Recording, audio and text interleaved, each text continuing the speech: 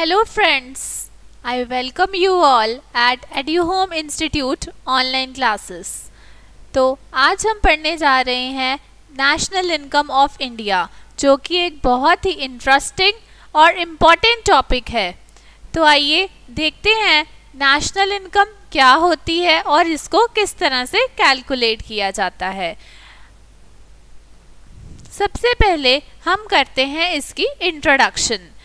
Means national income होती क्या है। Like you all are students, तो आपको अपने पेरेंट्स से एक पॉकेट मनी मिलती है, वो आपकी एक इनकम है। मीन्स उसको आपने डिफरेंट वेरियस ऑल्टरनेटिव्स में एलोकेट करना होता है। उसको आपने अपनी कंजम्पशन के लिए यूज़ करना होता है, उसका कुछ पार्ट सेव करना होता है और कुछ पार्ट इन्वेस्ट करना होता है। तो उस इनकम को आप डिवाइड करते हो अमंग वेरियस ऑल्टरनेटिव्स। उसी तरह से जब हम नेशनल लेवल की बात करें तो देश के पास भी एक स्पेसिफिक इनकम होती है जो कि लिमिटेड होती है और उसको ऑल्टरनेटिव सोर्सेज में अपने फंड्स को एलोकेट करना होता है। तो इस तरह से नेशनल इनकम की ऑप्टिमम यूटिलाइजेशन होना ज़रूरी है ताकि फंड जो है वेस्ट ना हो और वो वेस्टफुल एक्सपेंडिचर में कन्वर्ट ना हो। तो आइए हम देखते हैं इसकी introduction. An estimate of national income is a measure of total output of commodities. Estimate of national income क्या है? Total output of commodities. Commodities means goods and services जो कि पूरे साल में बनाई गई हैं, उसका जब हम टोटल कर लेते हैं, मीन्स उन सारी गुड्स एंड सर्विसेज को जब हम ऐड कर लेते हैं और goods and services during a given period, एक पर्टिकुलर पीरियड ऑफ टाइम में, सपोज एक साल की हम नेशनल इनकम कैलकुलेट कर रहे हैं, तो एक पर्टिकुलर पीरियड ऑफ टाइम में जब हम गुड्स एंड सर्विसेज की आउटपुट का टोटल कर लेते हैं तो उसको कहते हैं नेशनल इनकम। सबसे बड़ी बात, इसको विदाउट डुप्लीकेशन करना होता है। मीन्स एक बार की इनकम दूसरी बार कैलकुलेट नहीं करनी होती है। Next is national income measures the total value. Total value means sum total निकाले हैं हम गुड्स और सर्विसेज का produced with in the economy. Economy में जहाँ पे गुड्स एंड सर्विसेज की प्रोडक्शन हो रही है, मैन्युफैक्चरिंग हो रही है, डिस्ट्रीब्यूशन हो रही है, उसमें एक साल में कितनी गुड्स और सर्विसेज प्रोड्यूस हो रही हैं, उसका जब हम टोटल करेंगे उसको हम कहेंगे national income. It is generally calculated for a period of 1 year. बाकी ये quarterly, quarter is of 3 months, एक साल में 4 क्वार्टर हैं, क्वार्टरली भी इसको कैलकुलेट किया जाता है, पर ऑन एन एनुअल बेसिस इसको साल में एक बार कैलकुलेट किया जाता है। तो आइए देखते हैं इसको किस तरह से कैलकुलेट किया जा सकता है। सबसे पहले इसको कैलकुलेट किया जा सकता है gross domestic product at market price और फैक्टर कॉस्ट और at current price. Gross domestic product का मतलब है total of goods and services produced in a country, तो उसको हम कहते हैं जीडीपी। जितनी ज़्यादा जीडीपी का रेट होगा उतनी ज़्यादा ही कंट्री की ग्रोथ होगी। It is also called gross domestic product. It is calculated at market price और एट फैक्टर कॉस्ट।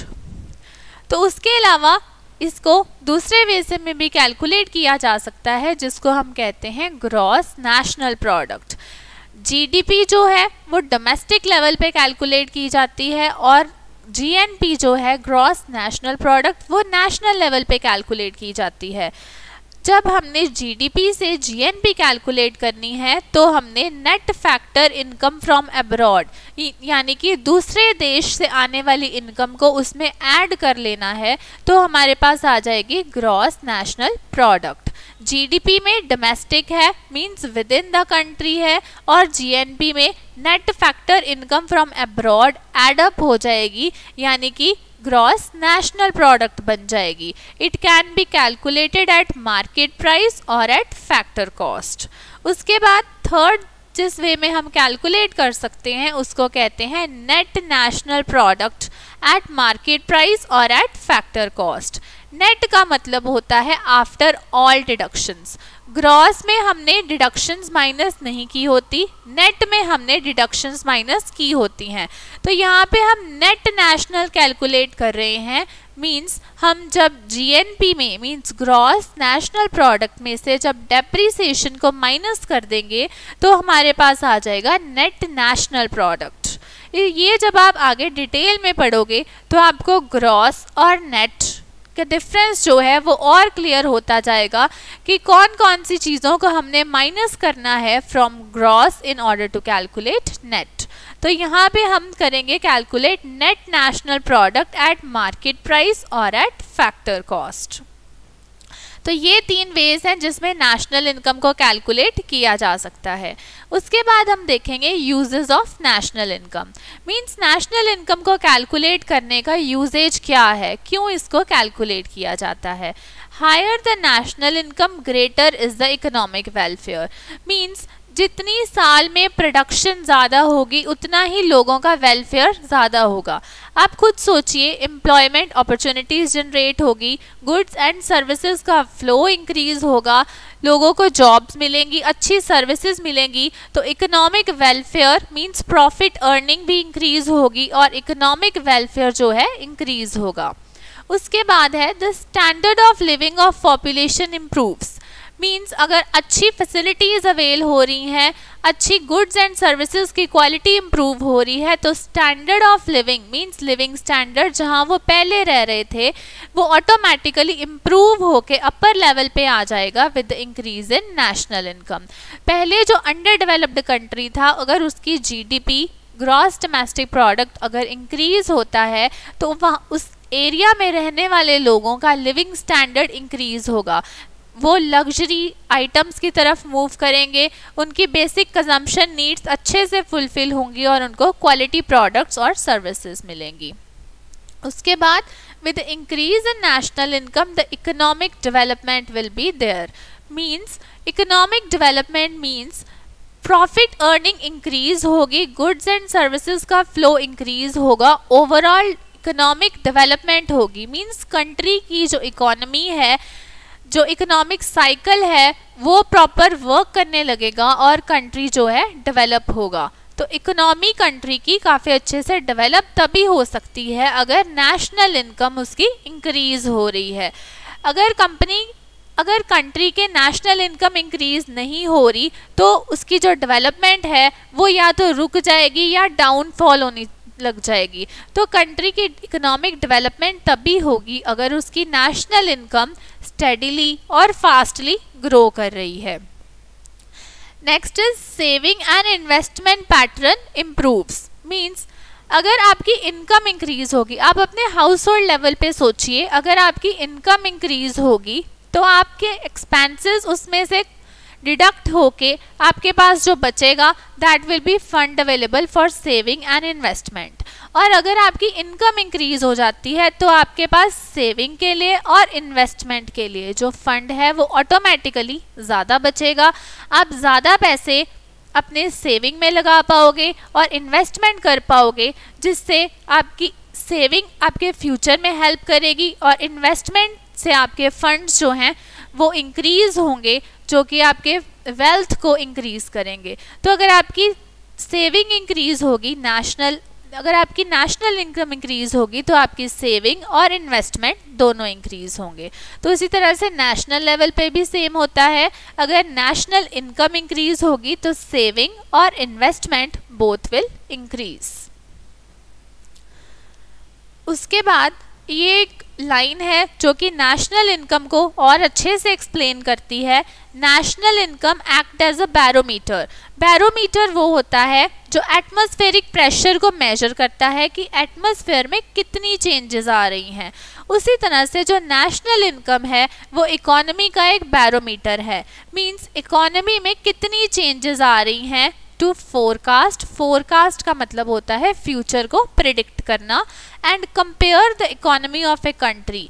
मींस एक कंट्री अपनी इकोनॉमी को दूसरे कंट्री के साथ अच्छे से कंपेयर कर पाएगा और फाइंड आउट कर पाएगा कि हमारा कंट्री दूसरे कंट्री से कितना आगे है या कितना पीछे है। तो नेशनल इनकम एक बैरोमीटर मींस कि चेंजेस को मेजर करने वाले इंस्ट्रूमेंट की तरह काम करेगा, जो कि फोरकास्ट फ्यूचर और कंपैरिजन में हेल्प करेगा among the economies of 2 or more countries। उसके बाद हमारे पास है national income estimates in India. National income को कई सारे इंस्टीट्यूशंस ने, कई सारे पर्सन्स ने टाइम टू टाइम कैलकुलेट करने की कोशिश की। तो इसमें कई कमेटीज़ की रिपोर्ट्स आई जो कि time to time national income को कैलकुलेट करती रही और इनके एस्टिमेट्स लगाती रही। तो हमारे पास प्री इंडिपेंडेंस पीरियड में भी एस्टिमेट्स हुए एंड आफ्टर इंडिपेंडेंस में भी नेशनल इनकम का एस्टिमेट किया गया। तो आइए देखते हैं नेशनल इनकम को कब और किस किस तरह से एस्टिमेट किया गया। तो national income statistics, national income को कैलकुलेट करने के लिए स्टैटिस्टिक्स का यूज़ किया जाता है and overall view to be taken of the whole economy, जिसमें ओवरऑल व्यू लिया जाता है of the whole economy and of the relative positions.